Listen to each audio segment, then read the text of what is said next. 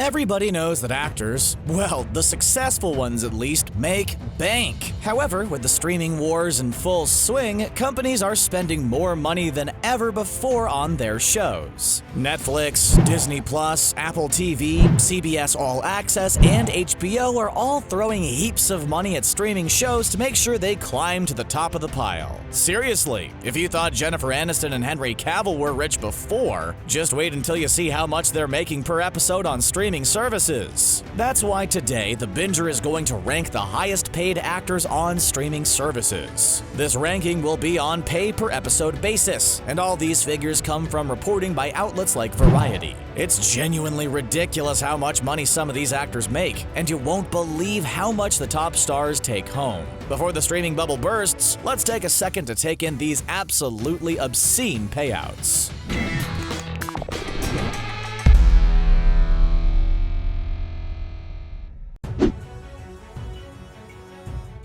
Unsurprisingly, three of the biggest stars on Stranger Things, WINONA RYDER, David Harbour, and Millie Bobby Brown, are all making pretty good money. These stars each make a reported $350,000 per episode. That's pretty good, especially considering Millie Bobby Brown's status as a child actor. Stranger Things is one of the first shows to really popularize original content on streaming platforms. The show made it clear that Netflix wasn't just a vehicle to watch an assortment of older movies and binge watch through Friends and The Office. This show made it so that Netflix was a must-have for anyone who wanted to stay up to date with pop culture and make small talk with your coworkers. In fact, considering the success of Stranger Things, $350,000 an episode might seem a little low for the show's biggest stars. Then again, you have to remember that it kicked off before the streaming wars started. Hell, the show premiered before anyone realized that streaming was the future of television. With that kind of precedent, it's no surprise that these actors would be contracted for less than they might be worth in 2020. As Stranger Things goes on, and contracts are renegotiated, we're definitely going to see these actors get a bigger piece of the pie.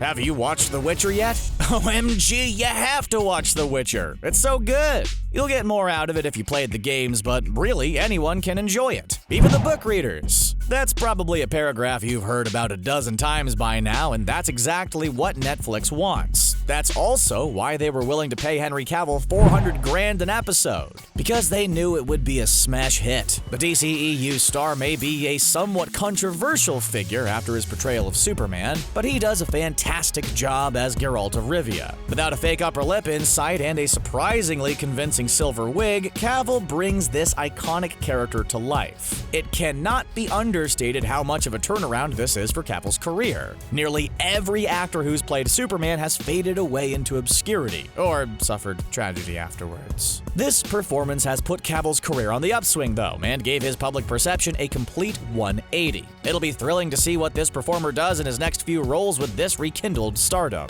With this kind of public reaction, it almost feels like Cavill should have paid Netflix for the role. 2020 means that we are officially living in the future! While we haven't quite reached the cyberpunk landscape we all hoped for, the genre is more popular than ever. It's no wonder that Netflix will pay actor Anthony Mackie $475,000 for each episode of Altered Carbon Season 2. Then again, that kind of money is a drop in the bucket compared to the overall cost of the show. And if you've seen even a single episode of Altered Carbon, you know that it just looks expensive. The show is the most expensive thing that Netflix has ever produced, and reportedly cost more than the first 3 seasons of Game of Thrones. That is a staggering amount of money, and makes Netflix's commitment to a second season all the more impressive. It's clear that Netflix sees Altered Carbon as one of its tentpoles in retaining its king of streaming crown. Mackie's upcoming performance certainly helps with that too, and is worth every single penny. This amount of money only makes you realize that this streaming surge can't go on forever, and that the other's shoe has to drop at some point. Although we can certainly enjoy the ride until that happens, and Altered Carbon and Anthony Mackie make for one heck of a ride. The first non-Netflix actor to make this ranking is Sean Penn, who made an even $500K per episode for his work on The First. This drama series ran on Hulu, which now technically falls under Disney Plus's bubble, but we can get into all that in a different video. The TLDR is that Disney also owns the streaming service Hulu and uses it to publish content that doesn't quite fit in the Disney brand. The first certainly broke the usual Disney mold, as it offered a grounded and somber look at the reality of modern space exploration. Here, Penn plays a mission commander who has to deal with the fallout from a failed rocket launch that cost the crew members their lives. If you haven't heard of this show, that's because not a whole lot of people showed up to watch it. Despite positive reviews, the first was canceled after its first season, even though it ended on a bit of a cliffhanger. Still though, Sean Penn got his dues for a solid performance that was worth every single penny. Considering his relatively few television roles, it's no wonder that Hulu had to shell out so much cash for his appearance. They just didn't get the return on investment they were looking for here. Apple is putting serious money into their streaming service Apple TV+. And as such, several actors from The Morning Show make this list, with Steve Carell coming in at number 6. In this program, Carell plays a disgraced morning news co-host who's ousted from his position amid a sexual misconduct scandal. For his performance, Carell brought home a reported $600,000 per episode. While that might seem like a lofty sum of money, we're talking about Steve Carell here. Not only is he one of the most talented comedians and actors working today, but he also accidentally became one of the biggest streaming stars. Carell is perhaps most known for his role as Michael Scott on the workplace mockumentary The Office. This show became one of the most watched shows in streaming history and has become a Netflix staple. Carell retains his position as a streaming star with this role and absolutely earns that $600,000 an episode.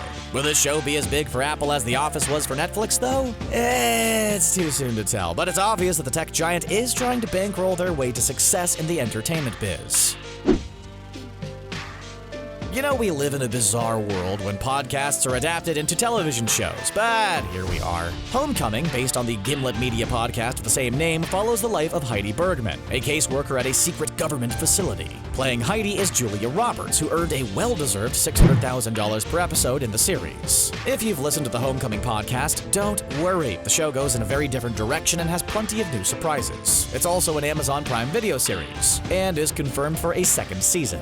Moreover, the suspenseful writing that made the podcast a hit is definitely in the show, and it's received tremendous critical acclaim.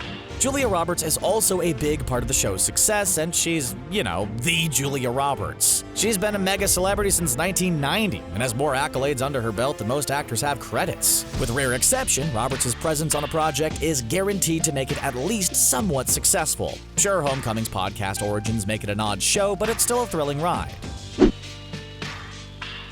Unless you live under a rock, chances are you've heard of the tremendously popular show The Handmaid's Tale. Taking place in a recent dystopia, the show tackles a number of social issues that are uncomfortably prevalent in America today. It's 3 seasons in, with a 4th on the way, and shows absolutely no sign of its popularity waning. A big part of the series' success rests on the shoulders of leading lady Elisabeth Moss. Moss elevated this show from great to amazing and more than deserves her current payout of $1 million per episode.